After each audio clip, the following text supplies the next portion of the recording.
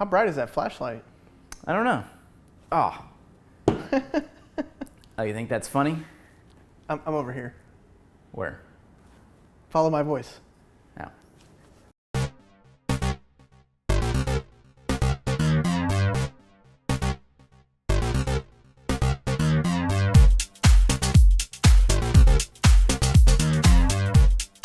Hey guys, welcome to Gear Tasting. Today I wanted to start off taking a look at a new product from GORUCK. As you guys have probably seen from past Gear Tastings, I'm a pretty big fan of GORUCK products, specifically their backpacks, which I've been using for a very long time. The new product we're looking at today is their Shooter Ruck.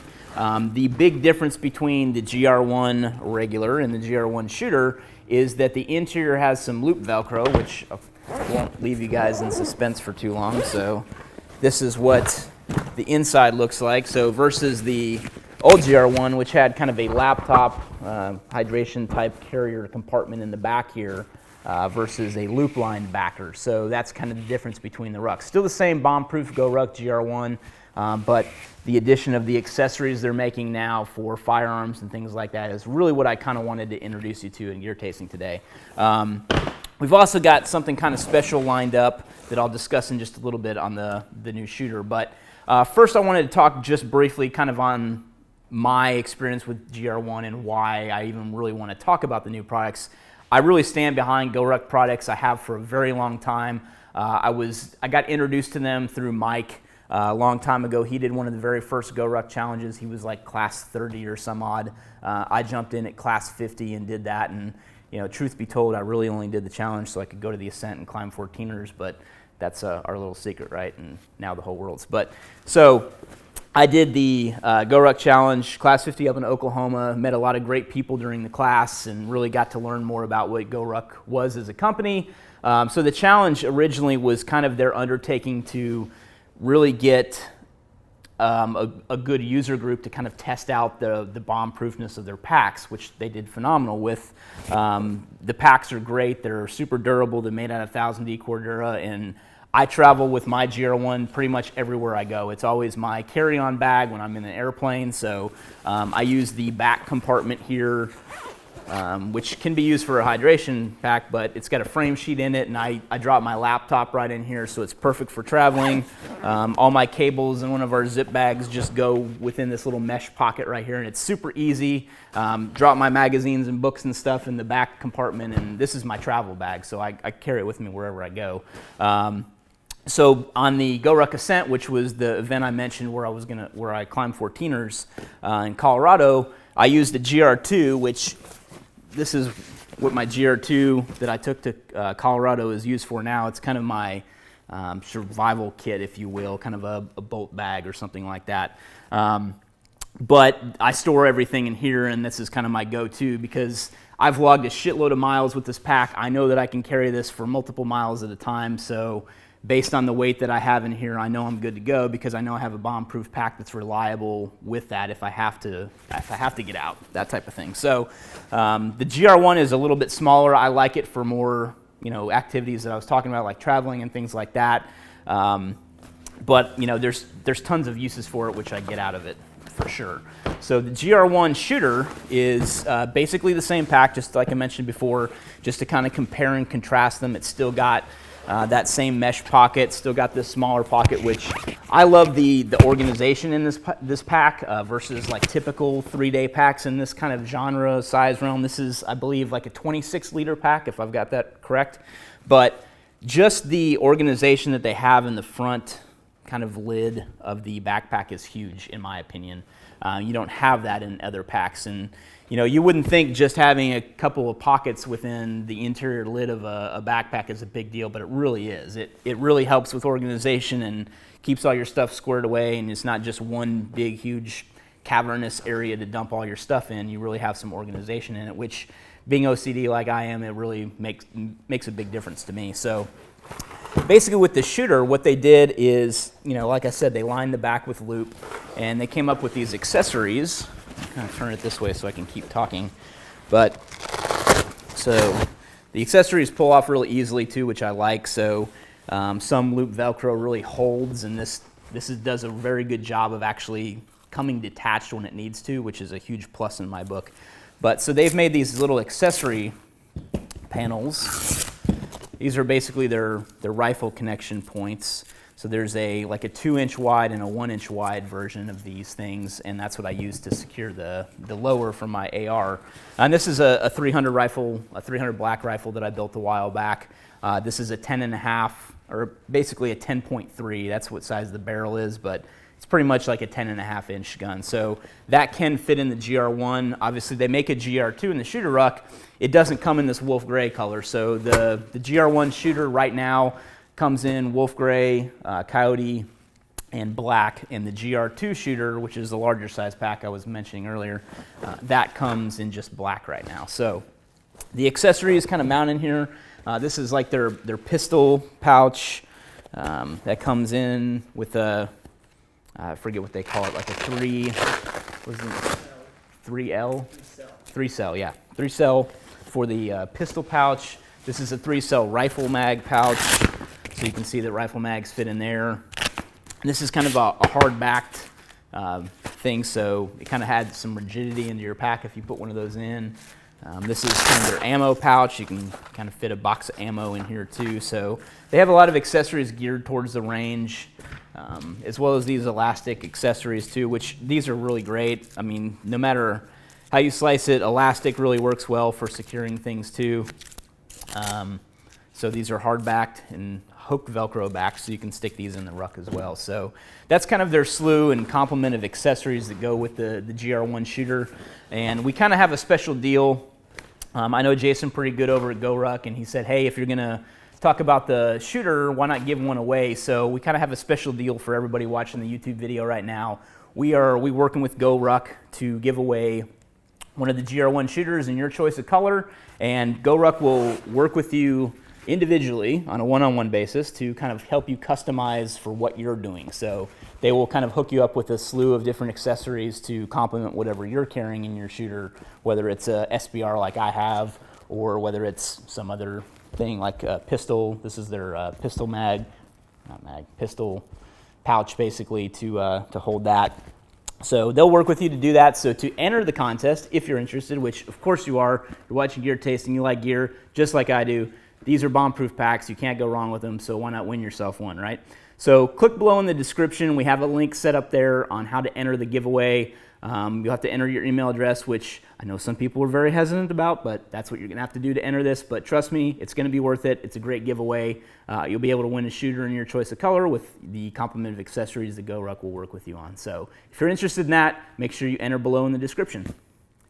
All right, guys, so something else I wanted to discuss today was low light principles. So when I was at the Telluric Group Night Vision Operator course, hopefully you guys read my write-up. I know it was pretty lengthy. I had a lot to say about it. Probably take you a good half an hour to read the article, but I am going to link to that in the description below because there's some good principles not only in night vision theory within the article, but there's also lots of great nuggets of wisdom from John Lovell, the lead instructor there, about low light principles.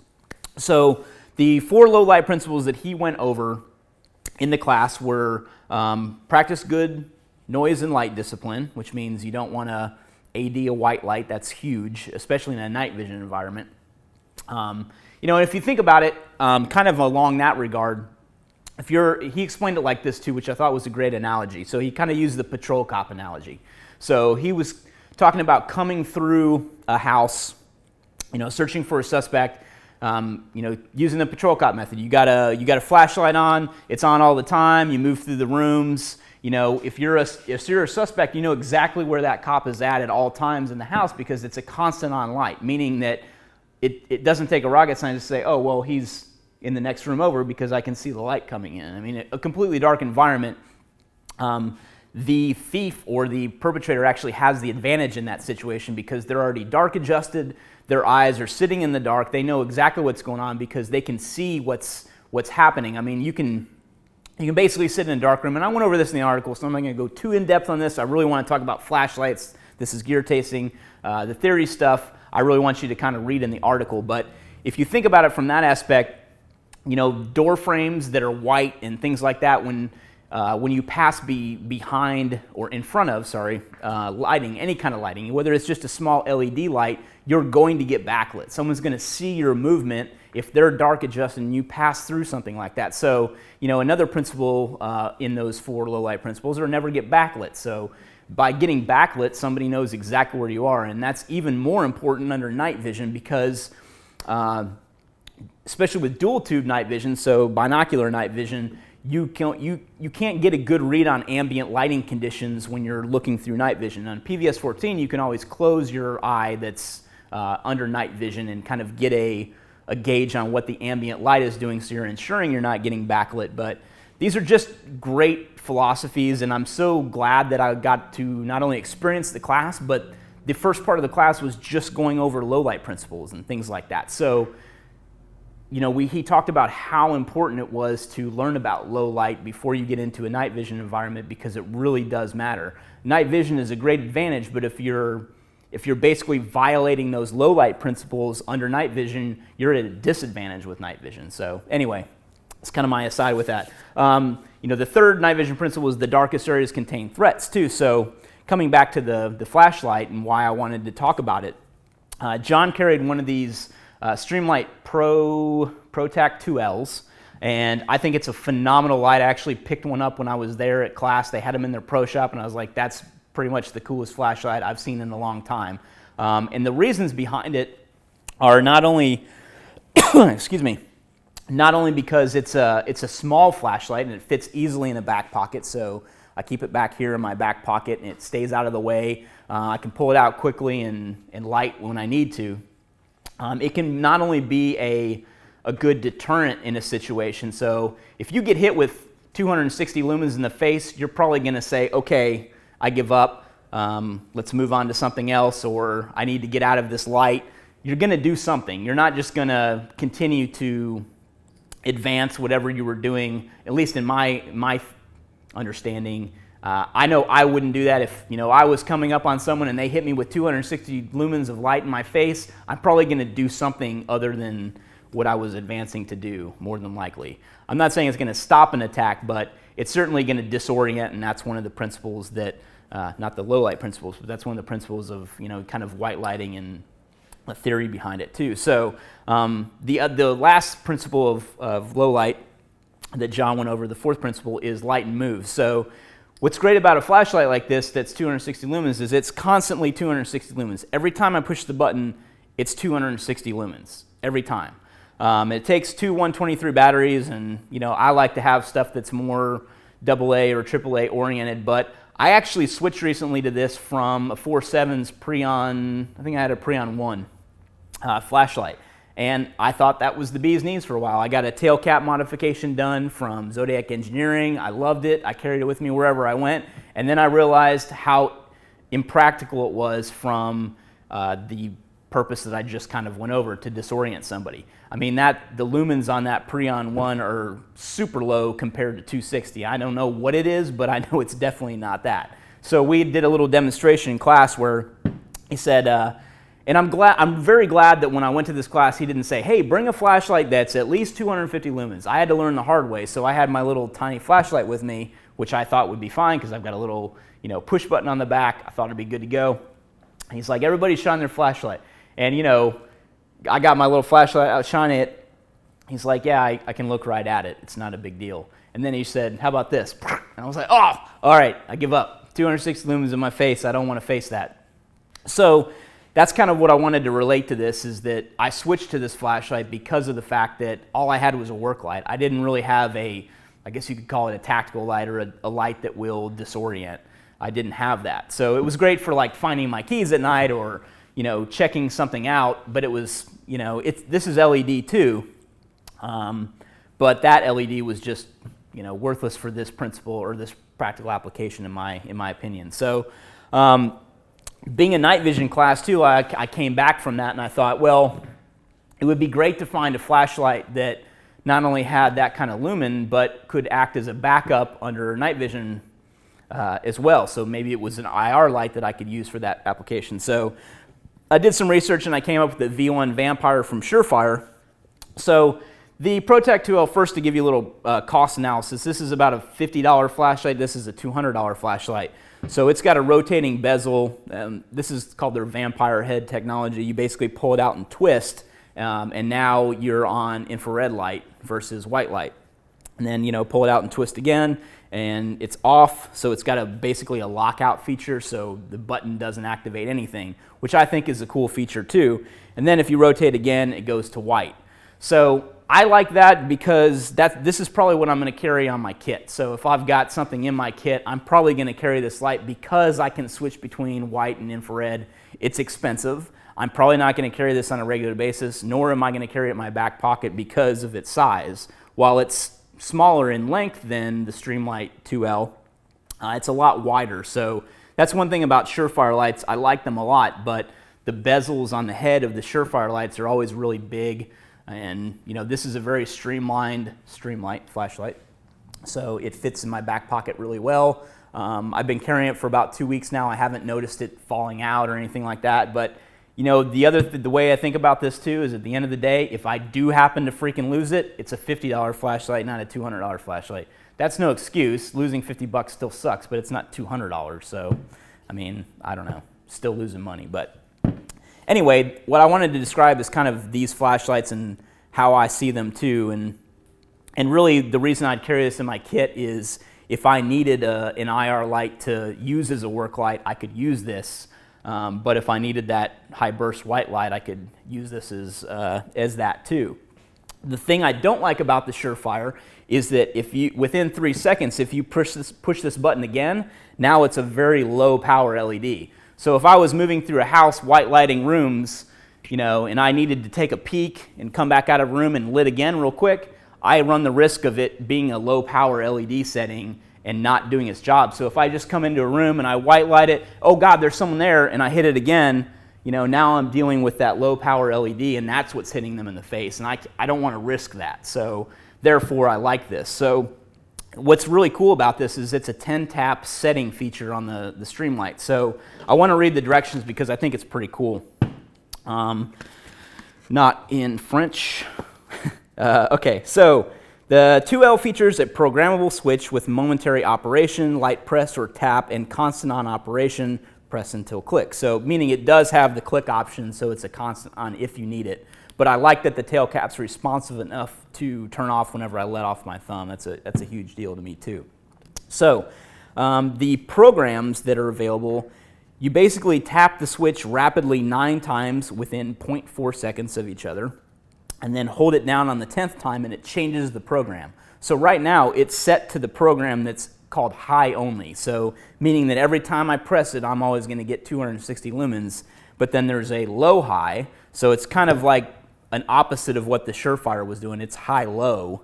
So this would be a low-high is the second type of program it does. And then it also does a high, strobe, low. So this has a strobe function. I've just chosen to not program it to that and disable that function. So I like that it has that option. I can program the light. That's huge to me. Whereas Surefire, it's, that's what it is out of the box. You can't touch it. It's always going to have that high, then low function. I can never disable that, so to speak. So I like that the Streamlight has that option. So anyhow, hopefully that was enlightening to you in some way. I thought it was really cool knowledge to gain from that night vision operator course from Telluric Group. I encourage you guys to read and be patient through the article because there's a lot of good stuff in there, not just because I spent so much time writing it and I want you to read it, but really I think you'll learn a lot from it, not only from a low light perspective, but also from a night vision perspective.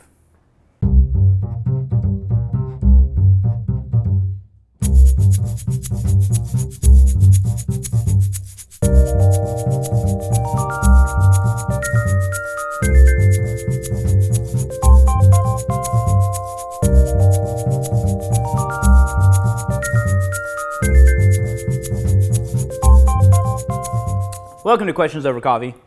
I have a few that I want to knock out today. The first one is from Jesse from Facebook. He doesn't work at Facebook, he just posted a question on Facebook. Got that, right?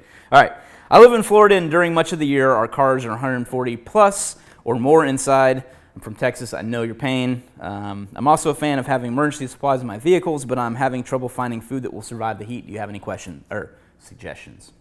So I do have some suggestions, and I've kind of learned through trial and error myself that MREs don't work in my vehicle. I used to carry those a long time ago, and I found that over time they just, I mean, if you look at the MRE chart that's on, you can go to MREinfo.com. That's a great resource for MRE stuff if you guys are in MREs. I actually like the way they taste, so I've actually spent quite a bit of time on that kind of website. But it's a kind of a quick place I know of you can find this scale that I'm about to talk about. But you can find a chart that says at this temperature, MREs will keep for this long. So I want to say that a brand new MRE in a car like you're talking about, 140 degrees in extreme temperatures, you'd be lucky to get 6-8 months out of that. So MRE lifespan does change with temperature, so that's important to note. If you have MREs in cold storage, they can last 10 years plus, but you throw them in a hot car and they're just going to be out almost immediately. So I like dehydrated food for that reason. I like both the Good To Go brand and I like Paleo Meals To Go. Both of them make really delicious food. This is actually what I'm going to take in Mammoth in January to eat. Both Good To Go and paleo stuff. So what I like, I was going to talk specifically about something about paleo. So this is freeze-dried versus dehydrated. So paleo is freeze-dried. Good To Go is an example of dehydrated stuff. And dehydrated is also like Mountain House and things like that. I'm just not a huge fan of Mountain House stuff. I've had some good Mountain House stuff. I've had some terrible Mountain House stuff. So I just tend to stay away from Mountain House freeze-dried or dehydrated. I think it's dehydrated. At any rate, I think that actually Paleo Meals To Go and the dehydration process is what's different. I think everything's freeze-dried, if I'm remembering correctly. You guys correct me if I'm wrong. I could be remembering wrong, but I want to say that things like Mountain House and stuff they tend to lean more towards the freeze-dried method than dehydrated, which Good To Go's dehydrated. So I could be messing that up, but correct me if I'm wrong, which it's YouTube. I'm sure you guys will anyway. So anyway, both of these taste good to me, and this is what I keep in my vehicle too. They don't really state how long they last in heat, so there's no sliding scale like MRE stuff, but I'm just more of the opinion that putting freeze-dried or dehydrated stuff into heat is going to keep longer than MREs would anyway. And I'm also a big fan of just rotating stuff anyway. So like after a year of use and after the heat of Texas summer, I'm going to eat this meal anyway. I'm going to take it camping and that'll be kind of my rotation. The new stuff will go into the vehicle. Stuff in the vehicle comes out and that's my camping food. So that's kind of how my rotation works with that. So hopefully that helps and thanks. All right, so next question along the very same lines, which is why it might be on gear tasting along with this question. John B. on Twitter asks, do you ever swap out any gear from your car because of extreme summer heat, i.e. first aid gear?